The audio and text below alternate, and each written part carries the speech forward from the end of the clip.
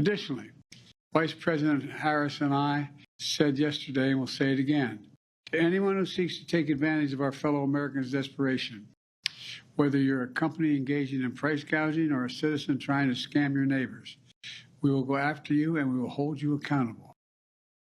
Now, not only that, our fellow Americans are putting their lives on the line to do this dangerous work and receive death penalties. Some received death penalties yesterday as a result of reckless, irresponsible, relentless disinformation and outright lies that continue to flow.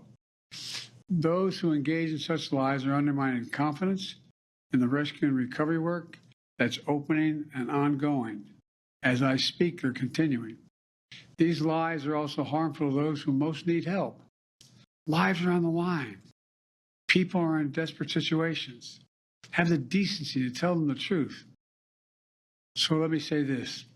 To all the people impacted by Hurricane Helene and Hurricane Milton, despite the misinformation and lies, the truth is we're providing the resources needed to rescue, recover, and rebuild.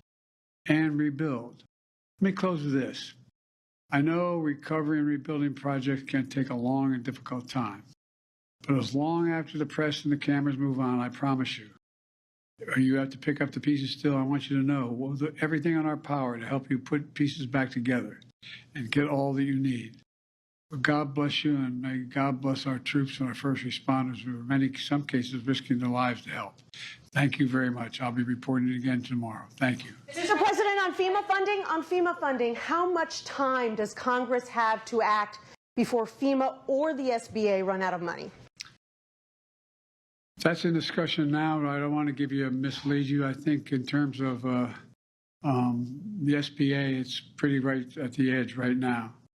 And I think the Congress should be coming back and moving on the emergency needs immediately. And they're going to have to come back after the election as well, because this is going to be a long haul for total rebuilding. It's going to take several $1 billion. It's not going to be a matter of just a little bit. But we're providing now to make sure people have the emergency relief they need. The dollars just to be able to get a prescription filled, to get a baby formula done. All the things, that $750 that they're talking about, Mr. Trump and all those other people know it's a lie to suggest that's all they're going to get. That's bizarre. It's bizarre. They got to stop this.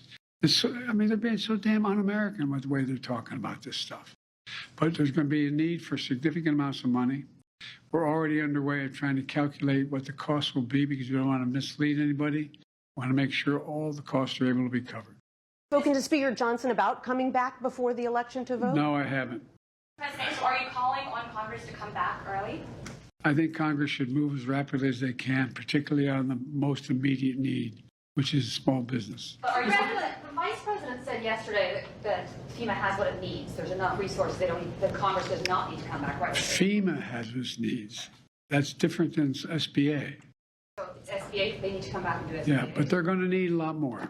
Mr. President, what did Prime Minister Netanyahu tell you about his plans relating to retaliation? He's coming over to help with the storm. Mr. President, have you spoken with former President Trump at all? Are you kidding me? Mr. President Trump, former President Trump, get a life, man. Help these people. Will you hold him accountable? You said you were going to hold those accountable.